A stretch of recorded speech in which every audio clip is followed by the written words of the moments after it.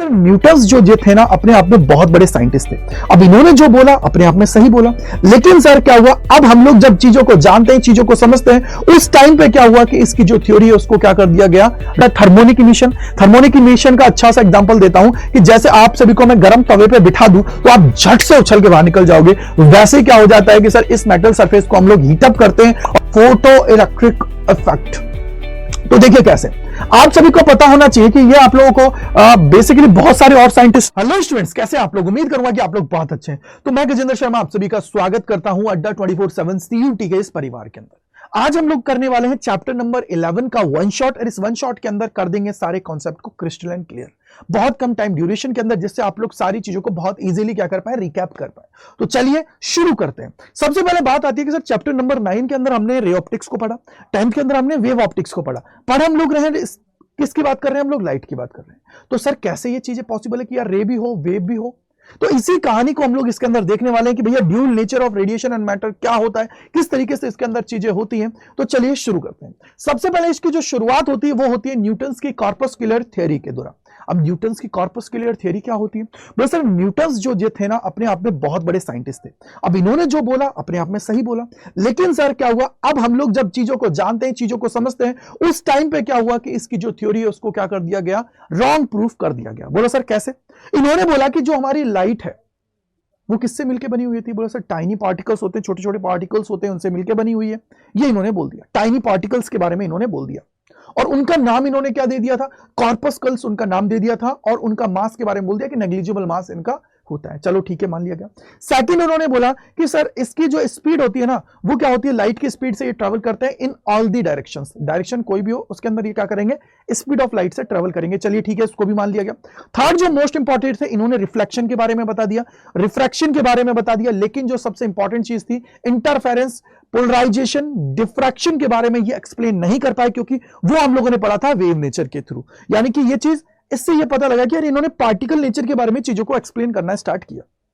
चलो ठीक है, अब बारी आई सर सबसे इंपॉर्टेंट, जो इसके अंदर जो सबसे इंपॉर्टेंट पॉइंट था, उस पॉइंट की वजह से क्या हुआ कि ये जो थ्योरी है वो प्रूफ क्या हुई, रॉन्ग हुई। उसके अंदर इन्होंने बोल दिया कि जो हमारी लाइट है ना वो ट्रैवल करती है डेंसर मीडियम के अंदर ज्यादा स्पीड से as compare to rarer medium. क्या होता है रेयरर मीडियम का मतलब हुआ कि विरल माध्यम के कंपैरिजन में जो सघन माध्यम होता है उसके अंदर ज्यादा तेजी से ट्रैवल करती है। ये इन्होंने अपनी थ्योरी के अंदर बोला। अब भैया आप सभी जानते हो कि यार म्यू इक्वल टू क्या होता है, C/V होता है। सी की मैं बात करता हूं तो स्पीड ऑफ लाइट होता है। बोलो साइड है या नहीं है, स्पीड ऑफ लाइट होता है। अगर स्पीड ऑफ लाइट की मैं बात करता हूं तो कितनी होती है स्पीड ऑफ लाइट, जब आप लोग एक्सप्लेन करते हो और बताते हो तो बोलो सर 3 × 10⁸ मीटर पर सेकंड आप सभी की होती है। मैंने बोला ठीक है यार।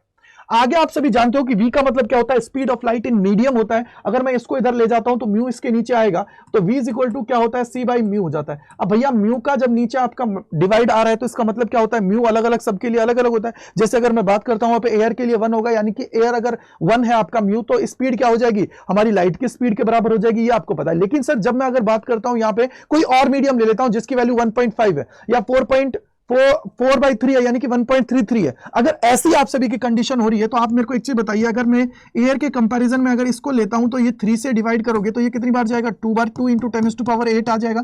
यानी कि इसकी स्पीड तो डाउन हो रही है ना यार, स्पीड तो क्या हो रही है, डाउन हो रही है। अगर मैं बात करता हूं डेंसर मीडियम की, तो हाउ इट इज पॉसिबल, इन्होंने जो बोला कि यार आप लोगों की जो स्पीड होती है वो डेंसर मीडियम के अंदर ज्यादा होती है as compare to rarer medium, जो अकॉर्डिंग टू न्यूटन था। जो इसके अंदर देखो ये लिखा हुआ, according to this theory speed of light in denser medium is more than the speed of light in a rarer medium. तो रेयरर मीडियम, अब बाद में क्या हुआ कि न्यूटन्स कॉर्पस्कुलर की जो थ्योरी थी, न्यूटन्स ने जो अपनी कॉर्पस्कुलर की थ्योरी दी थी, इसको क्या कर दिया गया, रॉन्ग प्रूफ कर दिया गया इस वजह से। बोलो सर राइट है। अगर हम लोग आगे चलें, अब मैं आपको आगे लेके चलता हूं। आगे आती है हमारी हाइगेंस की थ्योरी। अब हाइगेंस जी भी अपने आप में बहुत बड़े साइंटिस्ट। अब इन्होंने क्या किया कि बोला कि यार हमारी लाइट जो होती है ना, इन्होंने बोला कि लाइट जो होती है ना वो क्या है भैया, मैकेनिकल वेव है। भैया अगर मैकेनिकल वेव है तो कैसे चीजें होंगी, अगर मैकेनिकल वेव है तो आप सभी जानते हो कि यार मैकेनिकल वेव्स को ट्रैवल करने के लिए किसी ना किसी मीडियम की रिक्वायरमेंट होती है। अब भाई आप मेरे को बताइए, सन से लाइट आ रही है अर्थ तक, तो हाउ इट इज पॉसिबल, यार वो तो फ्री स्पेस और वैक्यूम है। तो फिर क्या हुआ, तो इन्होंने बोला, इनसे पूछा गया कि बता भैया कैसे है ये, जब तुमने बोल दिया कि मैकेनिकल वेव है, तो भैया वेव है तो मैकेनिकल वेव है, तो इसका मतलब क्या हुआ, किसी ना किसी मीडियम की रिक्वायरमेंट है। और जब मीडियम की requirement, how it is possible कि वो वहां से यहां पे आ रही है। वहां से यहां पे आ रही है, तो उसी को इन्होंने बोला कि यार ये जो है ना, आप लोगों की मान लीजिए ऑल डायरेक्शंस के अंदर वेलोसिटी ऑफ लाइट से ट्रैवल करती है, सब कुछ हो गया लाना फलाना, लेकिन इन्होंने बोला कि यार जिस मीडियम से होके वो आती है उसको इन्होंने नाम दे दिया ईथर। क्या नाम दे दिया उसको? ईथर इन्होंने नाम दे दिया। क्या नाम दे दिया बेटा? ईथर। देखो ये रहा, the whole universe with all matters and space is filled with the luminous medium called ether of very low density and very high density. यानी कि सर यहां पर इलास्टिसिटी हाई क्या हो जाएगा? इलास्टिसिटी। तो इस वजह से क्या हुआ कि इनकी सारी चीजें हैं उनको क्या किया, चलो मान लिया गया, ठीक है यार ओके है, लेकिन इसने इस थ्योरी नहीं हमें क्या क्या दिया, कॉन्सेप्ट दिया हमें वेव फ्रंट का। क्या दिया? वेव फ्रंट का। यानी कि इन्होंने हमें बोल दिया कि ये हमारी क्या होती है? मैकेनिकल वेव आप सभी की होती है, light travel in the form of waves. तो यहां से आप लोगों की क्या हुई? वेव्स नेचर के बारे में पता लग गया। ओके सर ठीक है। अब बारी आई हमारे जेम्स क्लर्क मैक्सवेल जी की। चलिए उसको भी हम लोग देख लेते हैं, लेकिन यहां पे आपकी वो थ्योरी नहीं है। तो आप लोगों के जेम्स क्लर्क मैक्सवेल जी थे, इन्होंने क्या बोला? बोले सर इन्होंने हमें बोल दिया कि यार आप लोगों की लाइट जो होती है ना वो नॉन मैकेनिकल वेव होती है। अब नॉन मैकेनिकल वेव का मतलब क्या होता है सर? वो वेव्स जिनको चलने के लिए किसी भी मीडियम की रिक्वायरमेंट नहीं होती है। तो इन्होंने भी अपनी इस चीज को यहां पे बता दिया। जैसे इलेक्ट्रोमैग्नेटिक वेव्स के अंदर चीजें आप सभी के सामने आई, तो ये जो कहानी थी, ये जो चीजें चल रही थी कि यार क्या मैकेनिकल वेव है या हमारी नॉन मैकेनिकल वेव है, क्या पार्टिकल नेचर शो कर रही है या वेव नेचर शो कर रही है, ये बहुत सारी कहानियां चल रही थी। तो उस टाइम पे उसके बाद में हमारे डी ब्रॉयल भाई साहब आए, डी यानी कि डी ब्रॉगली आए, उन्होंने एक्सप्लेन कर दिया और उन्होंने बोला कि भैया हमारी जो लाइट होती है ना ये क्या करती है? ड्यूल नेचर शो करती है। अगर ये रुकी हुई है, अगर ये रुकी हुई है तो क्या दिखाती है बेटा आप सभी का? अगर ये रुकी हुई है तो हमें क्या दिखाती है? पार्टिकल नेचर दिखाती है। और अगर ये, अब जैसे आप लोगों को बोला है ना कि अगर पानी की बात करते हैं तो वो रुका हुआ है, तो वो आपको क्या दिखाएगा? बोला सर हमें पार्टिकल नेचर शो करेगा। अगर वो चल रहा है तो वो हमें क्या करता है? Wave nature. वैसे ही क्या होता है इसके अंदर चीजें आप सभी को पता लगी, राइट है बेटा? तो ये कहानियां यहां पे हुई। अब इसके बाद में कुछ इसकी बेसिक टर्म्स होती हैं, टर्मिनोलॉजीज होती हैं, उनको हम लोग देखने की कोशिश करते हैं। यानी कि एनर्जी ऑफ लाइट की हम लोग बात करते हैं। अगर मैं एनर्जी की बात करता हूं तो इसको हम लोग इजीली समझ सकते हैं using the equation E is equal to H F. E is equal to H F equation हम लोग देख सकते हैं। यहां पे H जो होता है ना बेटा, इसको आप सभी बोलते हो प्लांक्स कांस्टेंट। क्या होती है? इसको हम लोग बोल देते हैं प्लांक्स कांस्टेंट, आप सभी इसको बोल देते हो। ये आप सभी का क्या होता है? प्लांक्स कांस्टेंट आप सभी का हो जाता है। क्या हो गया? प्लांक्स कांस्टेंट आप सभी का हो गया। अब यहां पे आप सभी को पता नहीं है H की वैल्यू जो होती है ना वो होती है 6.63 इंटू 10⁻⁻34 आप सभी का होती है। क्या होती है? 6.63 इंटू 10⁻⁻34 होता है, और इसका ये क्या हो जाएगा? Joule second. ठीक है बेटा। अब यहां पे F की बात करते हो तो ये आप सभी की क्या होती है? इसको आप लोग बोल देते हो फ्रीक्वेंसी, और फ्रीक्वेंसी को क्या लिख सकते हो? F is equal to C by lambda आप सभी लिख सकते हो। लैम्डा आप सभी की क्या होती है बेटा? ये आप सभी की होती है वेवलेंथ। क्या होती है बेटा? इसको आप सभी बोलते हो वेवलेंथ। और यहां पे C क्या होता है? स्पीड ऑफ लाइट होता है। अगर मैं बात कर रहा हूं तो स्पीड ऑफ लाइट हुआ, और ये F क्या हो जाता है? इसको आप सभी बोल देते हो फ्रीक्वेंसी। यानी कि सर अगर यहां पे आप सभी देखते हो तो आपको एक चीज पता लगेगी कि E क्या होता है? डायरेक्टली प्रोपोर्शनल है F के, और F क्या है बेटा? इनवर्सली प्रोपोर्शनल है यहां पे लैम्डा के। यानी कि जिसके लैम्डा ज्यादा होगी उसकी फ्रीक्वेंसी कम होगी, और उसकी फ्रीक्वेंसी कम होगी भैया इसका मतलब उसकी एनर्जी भी क्या होगी? कम होगी। और जिसका लैम्डा कम होगा उसकी फ्रीक्वेंसी ज्यादा होगी, फ्रीक्वेंसी ज्यादा है तो उसकी एनर्जी ज्यादा है। जैसे आप सभी जब इलेक्ट्रोमैग्नेटिक वेव्स को पढ़ते हो, जब आप सभी इलेक्ट्रोमैग्नेटिक वेव्स को पढ़ते हो तो वहां पे आप सभी को पता है कि सबसे ज्यादा एनर्जी किसकी होती है? गामा की होती है। क्यों? क्योंकि सर उसकी पेनिट्रेटिंग पावर सबसे ज्यादा होती है। पेनिट्रेटिंग पावर क्या होती है? सबसे ज्यादा होती है। तो इस वजह से आप सभी को उसको समझने की जरूरत है। आपको याद रखना है कि अगर कहीं पर भी मैं एनर्जी की बात कर रहा हूं तो in the term of frequency हम सभी उसको देखते हैं। किसके टर्म्स में हम लोग देखते हैं? फ्रीक्वेंसी के टर्म्स में हम लोग उसको देखते हैं। समझ में आ गया होगा। यानी कि अगर मैं यहां पे देखूं तो जब एनर्जी आप सभी की बढ़ रही है इसका मतलब क्या है? तेरी फ्रीक्वेंसी बढ़ रही है, और फ्रीक्वेंसी बढ़ रही है इसका मतलब क्या है? लैम्डा तेरा क्या हो रहा है? डाउन आप सभी का हो रहा है। ये आप सभी को पता होनी चाहिए, जो आप लोगों की क्या होती है? एनर्जी ऑफ लाइट निकालने का तरीका होता है। अगर मैं पावर ऑफ लाइट की बात करता हूं तो क्या होता है? एनर्जी पर यूनिट टाइम आपका होता है, यानी कि एनर्जी और टाइम आपका हो गया। तो भैया पावर इज इक्वल टू क्या होता है? HF/T। अब मेरे को एक चीज बताइए, आप सभी जानते हो कि एक फोटोन की अगर मैं बात करता हूं, एक फोटोन की बात करता हूं तो उसकी एनर्जी इतनी है। कितनी है?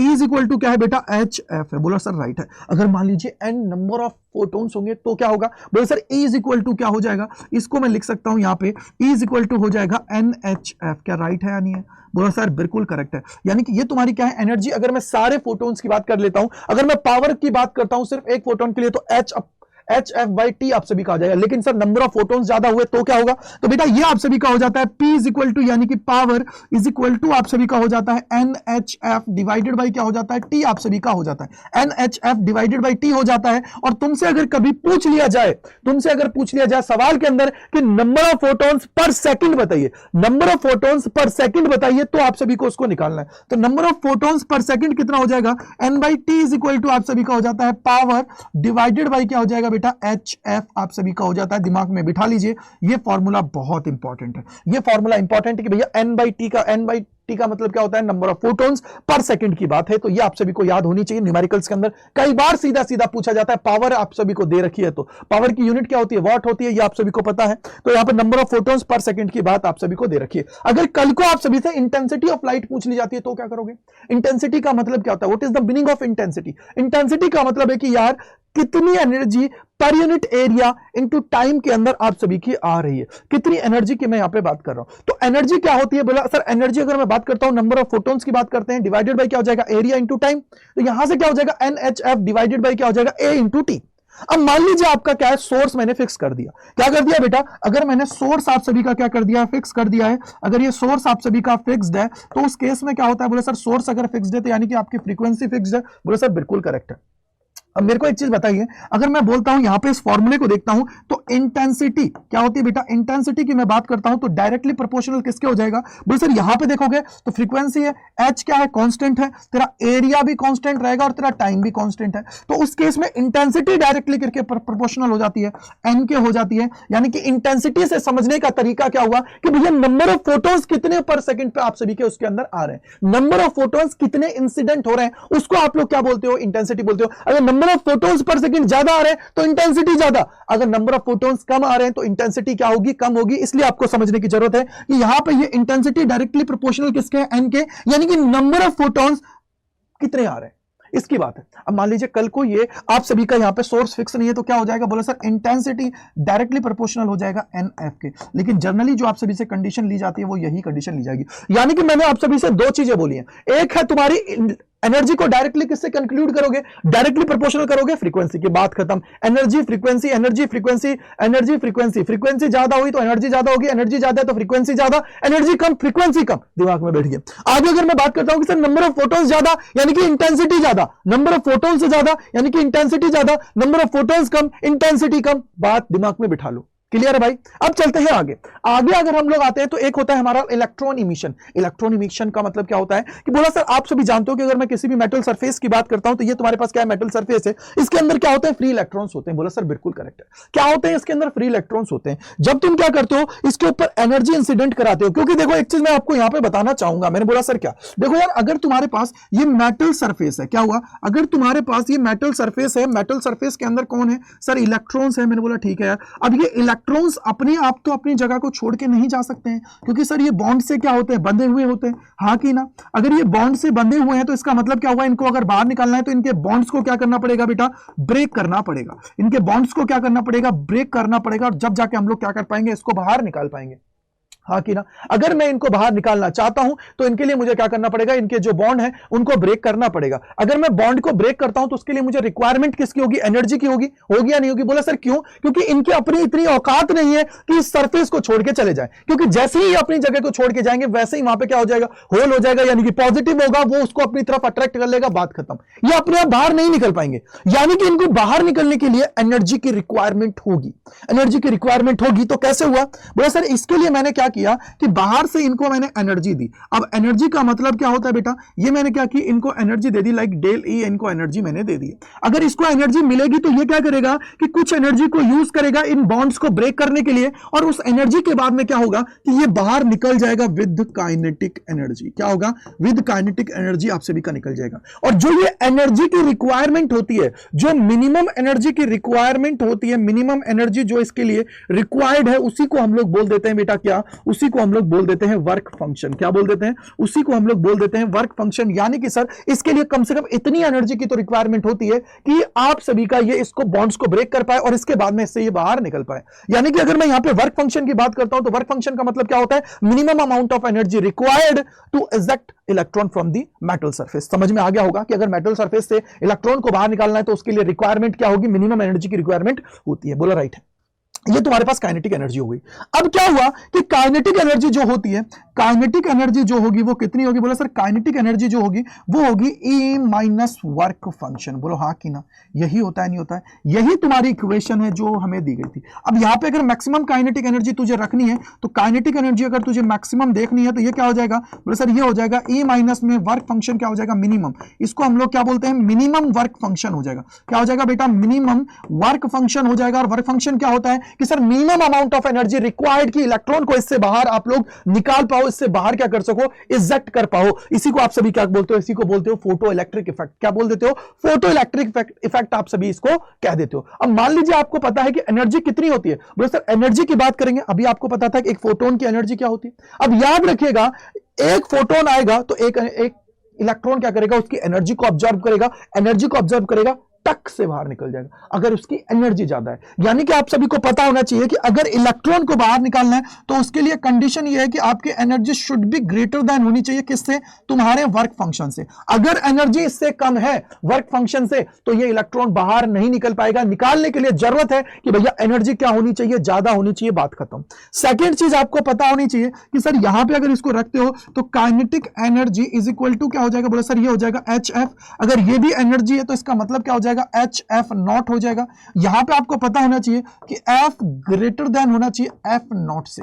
F ग्रेटर देन होना चाहिए F नॉट से। यानी कि ये तुम्हारी क्या होती है बेटा? इसको आप लोग बोलते हो थ्रेशोल्ड फ्रीक्वेंसी। क्या बोल देते हो बेटा? थ्रेशोल्ड फ्रीक्वेंसी आप सभी इसको बोल देते हो। यानी कि ये जो minimum amount of frequency required है वो आपसे भी किया। अगर इतनी तुम नहीं दोगे ना तो ये इलेक्ट्रॉन क्या होगा? बाहर नहीं निकल पाएगा। दिमाग में बिठा के रखिएगा। ये आप सभी का हो गया। अगर इसको और तरीके से आप सभी को देखना है तो और क्या लिख सकते हो? बोले सर काइनेटिक एनर्जी के साथ इसको देख सकते हो। काइनेटिक एनर्जी का अगर मैक्सिमम देखना है तो ये क्या हो जाएगा? HC बाई लैम्डा हो जाएगा। माइनस में क्या हो जाएगा? HC by lambda naught. भैया इसको HC को बाहर ले लीजिए। क्या हो जाएगा यहाँ पे? 1 upon lambda minus 1 upon lambda naught भी। तो एक फॉर्मूला ये भी आप सभी का हो जाता है। तो दिमाग में बैठा के रखिए कि 3-4 इसके फॉर्मूले हैं। वो तीनों चारों फॉर्मूले आप सभी को पता होना चाहिए कि E maximum is equal to क्या होगा। तो ये तुम्हें पता होनी चाहिए। दिमाग में आ गया होगा। सर ये तुम्हारा क्या होता है? पूरा का पूरा फोटो इलेक्ट्रिक इफेक्ट आप सभी का कहलाता है। क्या कहलाता है बेटा जी? ये फोटो इलेक्ट्रिक इफेक्ट आप सभी का कहलाता है। तो दिमाग में इसको अच्छे से छाप लीजिए। यही कहानी है जो मैंने आप सभी को बतानी है। ठीक है, तो यही देखो, यही कहानी थी पूरी की पूरी कि यार मेटल सरफेस है तो आपको पता है काइनेटिक एनर्जी जो मैक्सिमम होगी वो क्या हो जाएगा? HF माइनस HF नॉट हो जाएगा। यहां पे आपका क्या हो जाएगा? Energy is equal to work function plus kinetic energy है। HF is equal to HF naught plus kinetic energy. तो ये आपको पता है ये ओरिजिनल इक्वेशन थी। क्यों? क्योंकि खुद आइंस्टीन जी थे वो बता ही नहीं पाए थे कि कितनी उसके पास काइनेटिक एनर्जी होगी। दिमाग में बिठा लीजिएगा। वो खुद नहीं बता पाए तो आप कैसे बता दोगे कि एनर्जी इज इक्वल टू क्या होगा? कि आपकी kinetic energy plus work function होगा। ये दिमाग में बिठा के रखिएगा। हो सकता है कि उसकी जो पूरी की पूरी एनर्जी है वो इलेक्ट्रॉन को इजेक्ट करने में ही निकल जाए, क्योंकि हो सकता है इलेक्ट्रॉन बहुत नीचे हो और वो लड़ता लड़ता ऊपर आएगा, ऊपर आते आते उसकी एनर्जी खत्म हो गई तो काइनेटिक एनर्जी तो जीरो हो गई ना भैया, सरफेस से बाहर ही नहीं निकल पाया। तो इसलिए जो मिनिमम अमाउंट है उससे तो ज्यादा ही एनर्जी आप सभी को इसको देनी पड़ेगी। जितना उसका वर्क फंक्शन है उससे ज्यादा एनर्जी आप सभी को इसको देनी पड़ेगी। समझ में आ गया? तो ये आप सभी का हो गया फोटो जो इलेक्ट्रॉन इमिशन है। अब ये इलेक्ट्रॉन इमिशन की जब टाइप की बात की जाती है तो बेसिकली ये हमारा 4 टाइप्स का होता है। यहां पे 3 टाइप से आप सभी को नजर आ रही है। पहला जो आप लोगों का होता है वो होता है थर्मोनिक इमिशन। थर्मोनिक इमिशन का अच्छा सा एग्जांपल देता हूं कि जैसे आप सभी को मैं गर्म तवे पे बिठा दूं तो आप झट से उछल के बाहर निकल जाओगे। वैसे ही क्या हो जाता है कि सर इस मेटल सरफेस को हम लोग हीटअप करते हैं और हीटअप करने के बाद में क्या होगा कि इससे इलेक्ट्रॉन्स क्या हो जाएंगे? इजेक्ट आउट हो जाएंगे, इससे बाहर हो जाएंगे। वो जो प्रोसेस है उसको हम लोग क्या बोलते हैं? Thermionic emission. यानी कि bye suitable heating sufficient thermal energy can be imparted to the free electrons to enable them to come out of the metal। तो ये तुम्हारा पहला हुआ।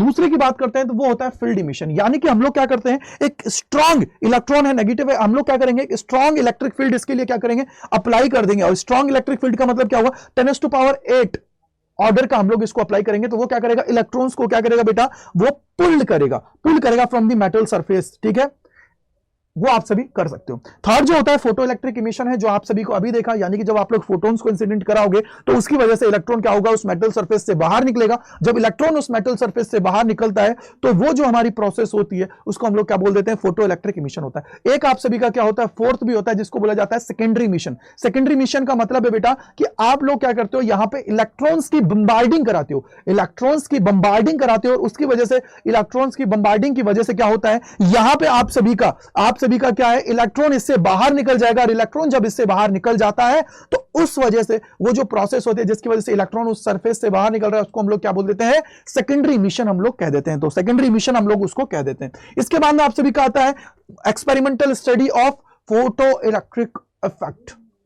तो देखिए कैसे, आप सभी को पता होना चाहिए कि ये आप लोगों को बेसिकली बहुत सारे और साइंटिस्ट ने भी बताया, लेकिन आप सबों के सिलेबस के अंदर जनरली यही है, तो मैं वही चीज करा रहा हूं जो आप लोगों के लिए जानना जरूरी है, जो एग्जाम ओरिएंटेड है। ऐसा नहीं कि मैं यहां पे आपको रामायण पढ़ा दूं, रामायण की बात नहीं है। जिस चीज की रिक्वायरमेंट है वही आप सभी को करना है, जिससे आप लोग क्या कर पाओ, इजिली चीजों को बहुत अच्छे से कर पाओ। राइट है मेरे भाई। तो यहां पे आइए चलते हैं। मैंने बोला कि सर आप सभी ने क्या किया कि यहां पे फील्ड लगा दिया, फील्ड लगा के बाद में इसको आयनाइज कर दिया। अब यहां पे देखो क्या हुआ कि सर मान लीजिए ये तुम्हारी प्लेट है। अब प्लेट है तो प्लेट के अंदर कौन होंगे, इलेक्ट्रॉन्स होंगे। हम लोग क्या करते हैं कि लाइट इंसिडेंट करा रहे हैं, ये हमारा क्या होता है, ट्रांसपेरेंट विंडो होती है जिसमें से हमारी लाइट इंसिडेंट हुई। लाइट इंसिडेंट होने के बाद में क्या होता है, इलेक्ट्रॉन्स इससे क्या होंगे, इजेक्ट आउट होंगे। अब इलेक्ट्रॉन्स क्या होंगे, इससे बाहर निकलेंगे। इलेक्ट्रॉन जब इससे बाहर निकलते हैं तो इसका मतलब कब होगा, जब इसको एनर्जी मिलेगी इतनी।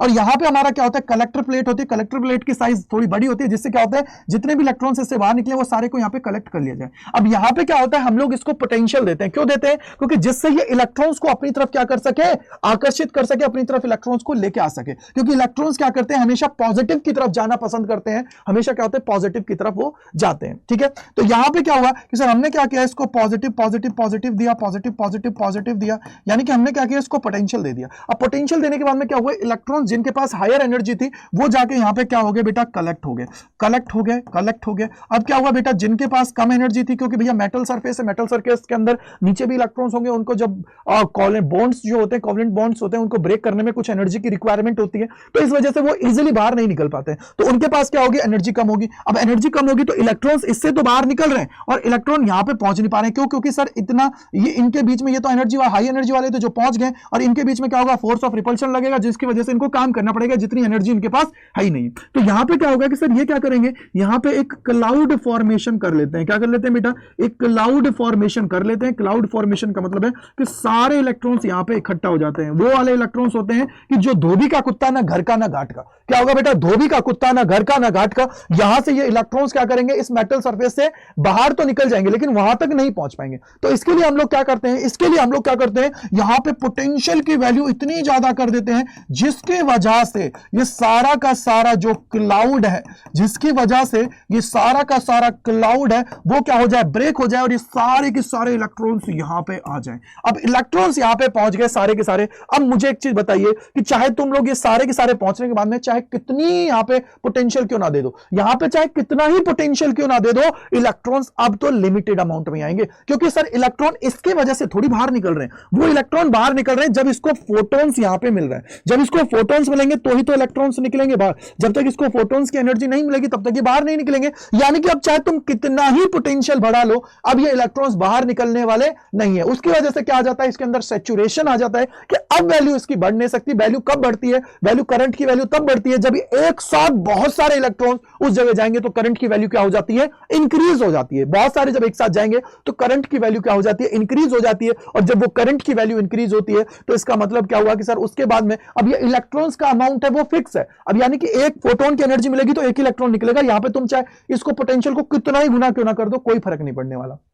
तो यहां से क्या होगा, तो ये करंट क्या हो जाएगा, सैचुरेशन। अब इसके बाद में क्या होता है, एक हमारा स्टॉपिंग पोटेंशियल होता है। स्टॉपिंग पोटेंशियल का मतलब है कि सर हम लोग क्या करते हैं कि इस सिस्टम के अंदर करंट की वैल्यू को जीरो करना चाहते हैं। करंट की वैल्यू जीरो करने के लिए क्या होगा कि हम लोग क्या करेंगे, जो भी हमने यहां पे पोटेंशियल दिया है उस पोटेंशियल को क्या करेंगे भैया, हटाते जाएंगे हटाते जाएंगे हटाते जाएंगे हटाते जाएंगे। और वो पोटेंशियल जिसके ऊपर ये जो पूरा सर्किट है इसके अंदर करंट की वैल्यू क्या हो जाए, जीरो। हो सकता है यहां पे पोटेंशियल है वो नेगेटिव में भी मेरे को देना पड़े, हो सकता है। तो वो जो पोटेंशियल जिसके ऊपर यहां पे जो ये मैक्सिमम इलेक्ट्रॉन है, जिनकी एनर्जी मैक्सिमम वाले हैं, वो जो वापस चले जाएं तो उसको हम लोग क्या बोल देते हैं, उसको हम लोग बोल देते हैं यहां पे क्या बोल देते हैं, स्टॉपिंग पोटेंशियल, यानी कि जब हमारी करंट की वैल्यू क्या हो जाए, जीरो, उसको हम लोग बोल देते हैं स्टॉपिंग पोटेंशियल। अब यहां पे दो वर्ड्स आए थे, अब मेरे को एक चीज बताओगे, अगर मैं ग्राफ की बात करता हूं इंटेंसिटी वर्सेस इलेक्ट्रिक करंट की, तो क्या होगा? देखो बेटा, अगर तुम्हें ये ग्राफ समझना है तो इसके लिए दो चीजें समझने की जरूरत है। मैंने आप सभी को क्या बोला था, मैंने आप सभी को थोड़ी देर पहले बोला था कि इंटेंसिटी को हम लोग किससे समझेंगे, हम लोग समझेंगे नंबर ऑफ फोटोन से। अगर इंटेंसिटी को तुम लोग बोलना चाहते हो, इंटेंसिटी को तुम लोग समझना चाहते हो, तो इसका मतलब क्या है, डायरेक्टली प्रोपोर्शनल होगा नंबर ऑफ फोटोन्स के, कि भैया जितने ज्यादा नंबर ऑफ फोटोन्स आएंगे वही उसकी इंटेंसिटी है। अगर मान लीजिए मैं यहां पे बोलता हूं कि 1000 आ रहे हैं तो 1000 की इंटेंसिटी हुई 1000। अब यहां पे जितने ज्यादा नंबर ऑफ फोटोन्स आएंगे उतने ही ज्यादा इलेक्ट्रॉन्स इससे बाहर निकलेंगे, नहीं निकलेंगे, उतने ही ज्यादा क्या होंगे, इलेक्ट्रॉन इससे बाहर निकलेंगे। और जब इलेक्ट्रॉन उतने ही इससे बाहर निकलेंगे तो इसका मतलब क्या हुआ कि सर उतने ही इलेक्ट्रॉन इससे बाहर निकलेंगे, और उतने ही इलेक्ट्रॉन जब बाहर निकलेंगे तो उतना ही तुम्हारा क्या होगा, करंट होगा, क्योंकि करंट डायरेक्टली प्रोपोर्शनल किसके है भैया, यहां पे तुम्हारे नंबर ऑफ इलेक्ट्रॉन्स के ऊपर ही होगी। जितने ज्यादा नंबर ऑफ इलेक्ट्रॉन्स फ्लो करेंगे उतना ज्यादा ही तुम्हारा क्या होगा बेटा, यहां पे क्या होगा, करंट होगा। तो इसका मतलब क्या है, मैं बोल सकता हूं कि इंटेंसिटी जो होगी वो क्या होगी बेटा, डायरेक्टली प्रोपोर्शनल टू होगी किसके, करंट के। तो करंट के डायरेक्टली प्रोपोर्शनल क्या है, इंटेंसिटी है, यानी कि ये तुम्हारी इंटेंसिटी है या करंट है, दोनों के बीच में क्या है, रिलेशनशिप जो है वो डायरेक्टली है, यानी कि इसकी वैल्यू बढ़ेगी, इंटेंसिटी की वैल्यू बढ़ेगी तो करंट की वैल्यू भी बढ़ेगी। क्यों? क्योंकि उसकी वजह से उतने ही इलेक्ट्रॉन्स उस सरफेस से बाहर निकलेंगे। तो ये तुम्हारा ग्राफ है, समझ में आ गया होगा आई होप, बहुत इजीली। अब आते हैं सेकंड ग्राफ पे। सेकंड ग्राफ जो होता है ना बेटा, ये तुम्हारा होता है फोटो जो effect of potential on the photo electric current. भैया देखो, सबसे पहले मुझे एक चीज बताओ, आप सभी को पता है कि अगर मैं पोटेंशियल की बात करता हूं तो पोटेंशियल का मतलब क्या होता है, किसी मेटल सरफेस के लिए पोटेंशियल जो होता है, स्टॉपिंग पोटेंशियल जो होता है वो सेम होगा। ऐसा थोड़ी है कि नहीं होगा। भैया कोई भी मेटल सरफेस है जिसके अंदर करंट की वैल्यू जीरो करने के लिए मान लीजिए मैंने -10 वोल्ट दिया, तो वो उसका क्या हो गया, स्टॉपिंग पोटेंशियल हो गया, यानी कि 10 वोल्ट क्या हो गया, उसका स्टॉपिंग पोटेंशियल हो गया। अगर मैं काइनेटिक एनर्जी को कैलकुलेट करता हूं तो काइनेटिक एनर्जी किसके बराबर होगी, बोले सर काइनेटिक एनर्जी किसके बराबर होगी, EV नॉट के बराबर होगी या नहीं होगी, इलेक्ट्रॉन इनटू में क्या हो जाएगा, स्टॉपिंग पोटेंशियल। आप सभी का हो गया। अब यार हर एक मेटल सरफेस के लिए स्टॉपिंग पोटेंशियल सेम रहेगा। अब आपको पता है कि सर ये करंट की वैल्यू पहले हल्की हल्की चल रही थी, लेकिन जब एक साथ आपका जो वो क्लाउड फॉर्मेशन हुआ था, जो वो क्लाउड बना था, वो जब ब्रेक हो गया, जो वो क्लाउड बना था वो जब ब्रेक हो जाता है तो उस केस में क्या होगा कि सर करंट की वैल्यू सडनली बढ़ गई, और सडनली बढ़ने के बाद में फिर क्या हो गई, ये सैचुरेट हो गई, क्योंकि सर अब ये नहीं बढ़ सकता, अब ये नहीं बढ़ सकता। अब मैंने क्या किया, पहले जो भी इंटेंसिटी थी, अब मैंने इंटेंसिटी की वैल्यू इंक्रीज कर दी, इंटेंसिटी की वैल्यू इंक्रीज कर दी, तो अब क्या होगा, करंट की वैल्यू बढ़ गई। बोलो सर बिल्कुल करेक्ट है, करंट की वैल्यू इंक्रीज हो गई, और फिर इसके बाद में क्या होगा, फिर सर वापस इंक्रीज कर दी, तो फिर क्या हो गया, करंट की वैल्यू इंक्रीज हो गई। तो इसका मतलब आप सभी अगर यहां पे कैलकुलेट करते हो तो सबसे ज्यादा करंट किसमें होगा, 3I में, फिर 2I, फिर I। तो ये तुम्हें पता होनी चाहिए। अगर मान लीजिए कल को मैं मेटल सरफेस को अलग अलग कर देता हूं, और मेटल सरफेस अगर अलग अलग कर देता हूं तो सबका स्टॉपिंग पोटेंशियल अलग अलग होगा, लेकिन जो उसकी इंटेंसिटी है ना वो सेम रहेगी। मैंने इंटेंसिटी को क्या कर रहा हूं, सेम रहूंगा। इंटेंसिटी अगर सेम रहेगी तो करंट की वैल्यू सेम रहेगी। क्यों? क्योंकि इंटेंसिटी का मतलब है कि नंबर ऑफ फोटॉन्स इंसिडेंट हो रहे हैं उस सरफेस के ऊपर कितने। इंटेंसिटी का मतलब यही तो होता है ना, ऐसा थोड़ी इंटेंसिटी का मतलब कुछ और हो जाएगा, बिल्कुल नहीं होगा। यानी कि नंबर ऑफ फोटॉन्स कितने इंसिडेंट हो रहे हैं उस सरफेस के ऊपर जिसकी वजह से इलेक्ट्रॉन्स बाहर निकल रहे हैं, तो वो तुम्हारी क्या होती है, यहां पे हम लोग बात करेंगे। यानी कि स्टॉपिंग पोटेंशियल क्या हो सकता है, सरफेस का अलग अलग हो सकता है। और आपको पता है कि यहां पे अगर स्टॉपिंग पोटेंशियल की बात करोगे तो इसका ज्यादा होगा एज कंपेयर टू इसके। और इंटेंसिटी क्या है भैया, सेम है, तो करंट की वैल्यू क्या रहेगी, सेम रहेगी, क्योंकि करंट की वैल्यू क्या हो जाएगी, सेम हो जाएगी। तो ये तुम्हारा क्या होता है, स्टॉपिंग पोटेंशियल वर्सेस करंट का तुम्हारा ग्राफ हो गया। अब बात आती है कि सर यहां पे मेटल 1 और मेटल 2 की बात हम लोग कर लेते हैं। आप सभी मुझे एक चीज बताइए, मैं अगर यहां पे कैलकुलेट करूं, मेटल सरफेसेस की बात करता हूं, तो आप मेरे को एक चीज बताइए, ग्राफ किस किस के बीच में। अगर मेटल सरफेस की बात करता हूं तो ये तुम्हारा है VS वर्सेस क्या, फ्रीक्वेंसी का ग्राफ। अब मेरे को एक चीज बताओ, मैंने बोला सर यहां पे मैं कैसे इसको कैलकुलेट करूंगा। मैंने बोला यार ये जो फ्रीक्वेंसी है, ये जो फ्रीक्वेंसी है, इसकी फ्रीक्वेंसी क्या है, कुछ फ्रीक्वेंसी है, मैंने बोल दिया इसकी फ्रीक्वेंसी मान लीजिए f01 है, इसकी फ्रीक्वेंसी क्या है, f02 है। मेरे भैया ये क्या है, इनकी थ्रेशोल्ड फ्रीक्वेंसी है। अगर ये थ्रेशोल्ड फ्रीक्वेंसी है इनकी, तो मेरे को एक चीज बताओ, अगर ये थ्रेशोल्ड फ्रीक्वेंसी इनकी है तो आप सभी जानते हो कि जिसका थ्रेशोल्ड फ्रीक्वेंसी ज्यादा होगा उसका वर्क फंक्शन क्या होगा, ज्यादा होगा। यानी कि अगर आपसे कोई पूछता है क्वेश्चन के अंदर कि बताइए इन दोनों प्लेट्स में से किसका स्टॉपिंग वो किसका वर्क फंक्शन ज्यादा होगा, तो आप सभी बोलोगे कि सर सेकंड वाले का वर्क फंक्शन ज्यादा होगा। क्यों? क्योंकि उसकी थ्रेशोल्ड फ्रीक्वेंसी क्या है, ज्यादा है एज कंपेयर टू दूसरे के, तो इसकी फ्रीक्वेंसी क्या है आपकी, ज्यादा है। अब यार आपको पता है कि अगर इलेक्ट्रॉन्स को बाहर निकालना है तो उसके लिए क्या होगा कि जो मिनिमम है थ्रेशोल्ड फ्रीक्वेंसी उससे ज्यादा आपको फ्रीक्वेंसी देनी पड़ेगी, तो ही क्या होगा वो मेटल सरफेस से इलेक्ट्रॉन्स बाहर निकल पाएंगे। क्या समझ में आया नहीं आया? सबको क्लियर हो गया, दिमाग में बैठ गया होगा। अब मैं आपको एक चीज और बताता हूं इसी के अंदर, यानी कि अगर आपसे बोलता है कोई तो मेटल सरफेस के अंदर आप लोग बोलोगे तो किसका ज्यादा वर्क फंक्शन है? बोलो सर F02 का वर्क फंक्शन क्या है? ज्यादा यानी कि F02 की थ्रेशोल्ड फ्रीक्वेंसी ज्यादा है एज कंपेयर टू इसके, यानी कि सर इसके लिए हमें क्या है काम ज्यादा करना पड़ेगा, यानी कि इसका वर्क फंक्शन क्या होगा? ज्यादा होगा, यानी कि 2 मेटल का ज्यादा होगा एक की कंपेरिजन में। बोलो राइट है सर, बिल्कुल करेक्ट है, तो समझ में आ गया होगा। अब यहां पे आप सभी से पूछा जाता है एक और चीज, बोला सर अगर मैं आपको यहां पे बोलूं कि EV0 इज इक्वल टू क्या है? बोलो सर HF माइनस HF0 है। मैंने बोला ठीक है यार। अगर मैं यहां पे आप सभी को बोलूं कि अगर मैं V0 को इधर ले जाऊं, ये हो जाएगा H/E F माइनस में क्या हो जाएगा H/E F0। भैया एक चीज बताओ, ये तो कांस्टेंट है, क्यों? क्योंकि सर F0 थ्रेशोल्ड फ्रीक्वेंसी भी तो कांस्टेंट रहेगी ना, ऐसे थोड़ी अलग अलग हो जाएगी, नहीं होगी। H कांस्टेंट E कांस्टेंट, यानी कि ये हमारा क्या हो जाएगा mx प्लस C की है, तो ये तुम्हारी क्या हो जाएगी M, यानी कि ये आप सभी की क्या होती है? इसकी स्लोप हो जाएगी। ये आप सभी की क्या हो जाएगी बेटा? इसकी स्लोप हो जाएगी। तो दिमाग में बिठा के रखेगा H/E आपका हो जाएगा, ठीक है। स्लोप आप सभी की हो जाएगी, कितनी स्लोप पे है ये आप सभी का, ठीक है बेटा। अब चलते हैं, ठीक है, ये क्या है? स्ट्रेट लाइन की क्वेश्चन होती है mx प्लस C, ठीक है बेटा।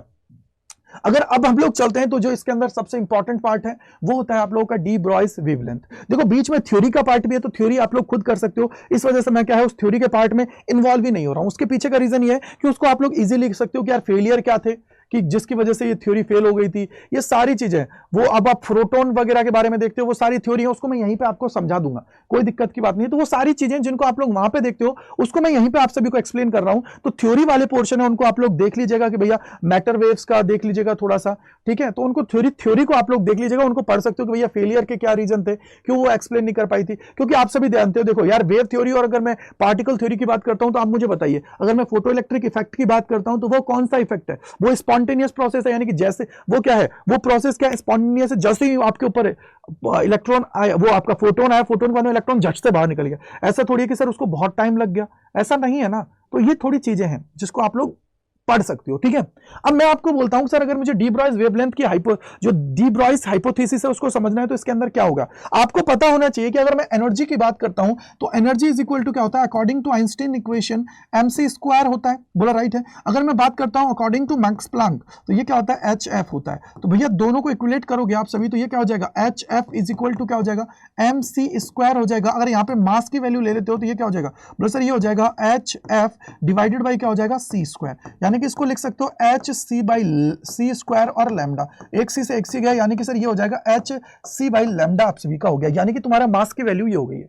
अब मास है तो मोमेंटम होगा, क्योंकि आप सभी को पता है कि अगर कोई भी तुम्हारे पास पार्टिकल है, चार्ज पार्टिकल है, अगर उसके पास मास है तो उसके साथ क्या होती है? एक वेवलेंथ एसोसिएट आप सभी की होती है। तो यहाँ पे मास की अगर मैं यहाँ पे मोमेंटम की बात करूंगा तो क्या होता है? mv, लेकिन ये किस स्पीड से ट्रेवल कर रही है? स्पीड ऑफ लाइट से, यानी कि c से, तो mc आप सभी का हो गया। अगर m की वैल्यू रखते हो तो क्या हो जाएगा? HC/लैम्डा हो गया, इंटू में क्या हो गया? c, तो ये c से c कट गया, यानी कि आपका मोमेंटम इज इक्वल टू क्या होता है? H/लैम्डा। तो ये तुम्हारा क्या होता है? H/लैम्डा होता है। अगर मैं मोमेंटम की बात करता हूं तो H/लैम्डा आप सभी का हो गया या नहीं हो गया? क्या हो गया बेटा? H/लैम्डा आप सभी का हो गया। H आप सभी का क्या होता है? इसको आप सभी बोल देते हो प्लांक्स कांस्टेंट। क्या कह देते हो इसको? आप सभी बोल देते हो प्लांक्स कांस्टेंट आप सभी का ये हो जाता है, ठीक है बेटा। क्या कह देते हो? प्लांक्स कांस्टेंट आप सभी का ये हो जाता है, ठीक है। इसके बाद में आप सभी बोलते हो कि सर ये तो P is equal to HF हो गया। अगर मैं इसको in the form of kinetic energy रखना चाहता हूं तो कि मान लीजिए कोई पार्टिकल है मूव कर रहा है, तो मूव कर रहा है v वेलोसिटी से, मान लीजिए v वेलोसिटी से मूव कर रहा है, तो आप सभी जानते हो कि उसकी काइनेटिक एनर्जी किसके बराबर होगी?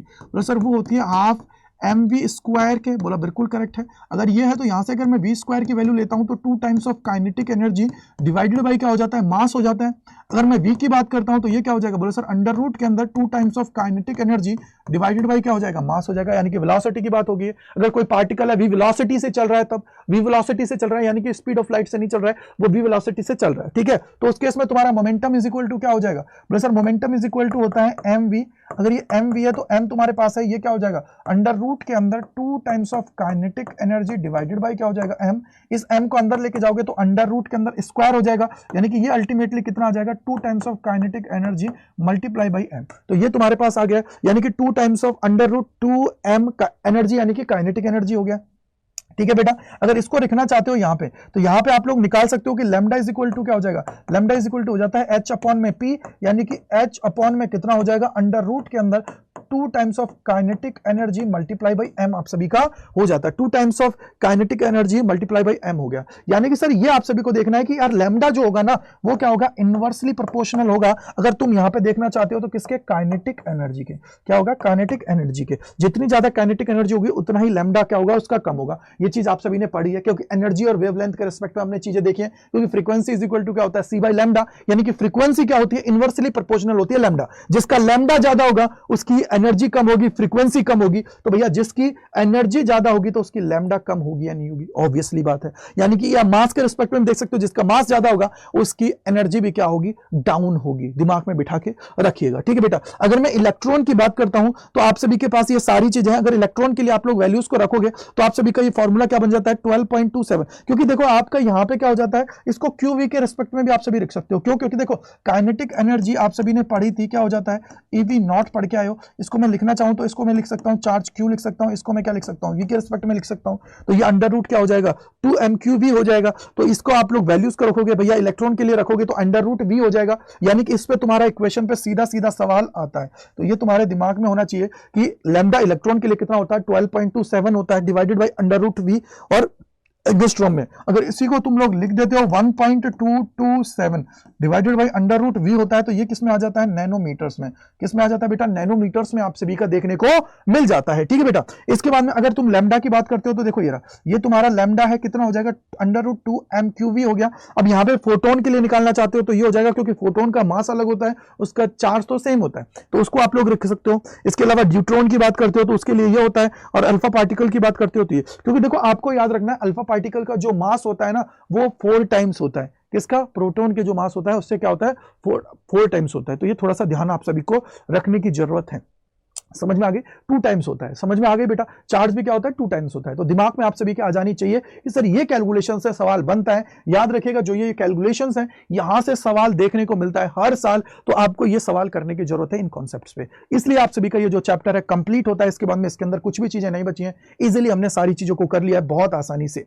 तो इसके अलावा अगर आप लोग इसके नोट्स वगैरह लेना चाहते हो तो उसके आप ज्वाइन कर सकते हो। इसके अलावा देखो यार, आपको पता है आगे का टाइम बहुत इंपॉर्टेंट है। अगर आप लोग तगड़े लेवल पे तैयारी करना चाहते हो, अपनी तैयारी को इस तरीके से सॉलिड करना चाहते हो कि सर मेरा सिलेक्शन हो जाए, तो उसके लिए आप लोग हमारे साथ जुड़ सकते हो, हमारे प्रीमियम बैचेस के अंदर और हमारी टेस्ट सीरीज के अंदर जुड़ सकते हो जो लेटेस्ट पैटर्न पे बेस्ड है। इसके अलावा हमारी बुक्स हैं उनको भी आप लोग परचेस कर सकते हो यूजिंग द कोड Y485। जैसे ही आप लोग ये Y485 लगाओगे वैसे ही आप लोग उसके अंदर एनरोल हो जाओगे, इजीली सारी चीजों को कर पाओगे। तो यूजिंग द कोड Y485 तो इसको लगाइए, लाइफ जिंगा लाला आप सभी करिए। उसके अलावा अगर आप लोग कम्युनिटी चैनल पे जाना चाहते हो तो कम्युनिटी चैनल ज्वाइन कर लीजिए, क्योंकि वहां पे आप सभी को इसकी पीडीएफ्स वगैरह है वो सारी चीजें आपको मिल जाती हैं। तो इस कम्युनिटी चैनल है उसको ज्वाइन कर लीजिए, इजीली आप सभी को सारी चीजें मिल जाएंगी। इसके अलावा सबसे इंपॉर्टेंट चीज याद रखना है कि आप सभी का बहुत बहुत शुक्रिया मेरे साथ जुड़ने के लिए अड्डा 24/7 के इस परिवार के अंदर। और सबसे इंपॉर्टेंट चीज कमेंट सेक्शन के अंदर बताइएगा कि कैसा लगा आप सभी को ये पढ़ने के बाद, क्योंकि सबसे इंपॉर्टेंट चीज थी बहुत कम टाइम ड्यूरेशन के अंदर मैंने सारी चीजों को आपको रिवाइज करा दिया। ठीक है बेटा, तो आप लोग ज्वाइन कर सकते हो। इसके अलावा ज्वाइन करने के लिए मैं बता देता हूं कि अगर आप बैच ज्वाइन करना चाहते हो तो उसके लिए सिंपली आप सभी को क्या जाना है बेटा, यहां पे टाइप करना है अड्डा 24/7, और जैसे ही टाइप करोगे तो पहले लिंक पे क्लिक करोगे, ऑल कोर्सेज पे जाना है। ऑल कोर्सेज पे जाने के बाद में अंडर ग्रेड एंट्रेंस एग्जाम पे जाना है और यहाँ पे सीयूईटी पे क्लिक करना है। साइंस पे जाना है, साइंस पे जैसे ही जाओगे तो देखो सारे बैचेज आपको यहीं पे मिल जाते हैं। इसके अंदर फॉर एग्जांपल आप किसी भी चीज को लेना चाहते हो, मान लीजिए कि आप लोग टेस्ट सीरीज लेना चाहते हो, आप ई बुक लेना चाहते हो या बुक्स लेना चाहते हो, जो भी आप मंगाना चाहते हो वो कर सकते हो। लाइव बैचेज लेना चाहते हो तो आप ले सकते हो। तो यहाँ पे आपको क्लिक करना है, जिस भी चीज पे आपको जाना है उस पर क्लिक करिएगा और बाय नाउ पे जाइएगा और कूपन कोड इसके अंदर एक लगा दीजिएगा, क्योंकि कूपन कोड बहुत जरूरी है। बिना कूपन कोड के आपको बेनिफिट नहीं मिलने वाला है। क्या है, Y485। जैसे ही आप Y485 लगाएंगे, ये देखिए इस पे आप सभी को कितना मिल जाएगा, 17% का ऑफ मिल जाएगा इजीली। और इसके अलावा भी कई बार हमारे जो इस कोड है, ये जो कोड है अड्डा 24/7 का स्पेशल कोड है, इस पे आप सभी को मिल जाता है और भी ज्यादा एक्स्ट्रा डिस्काउंट भी आप सभी को देखने को मिलता है मेरे भाई। तो आप लोग क्या कर सकते हो, ज्वाइन कर सकते हो यूजिंग द कोड Y485। ठीक है बेटा, तो thank you so much and bye bye to all, God bless you सभी को। और कमेंट सेक्शन के अंदर बताइएगा, ज्यादा से ज्यादा अपने दोस्त हैं उन सभी को शेयर करिएगा, जिससे क्या हो मैक्सिमम लोगों तक ये सारी चीजें पहुंच पाए। Thank you and bye bye to all.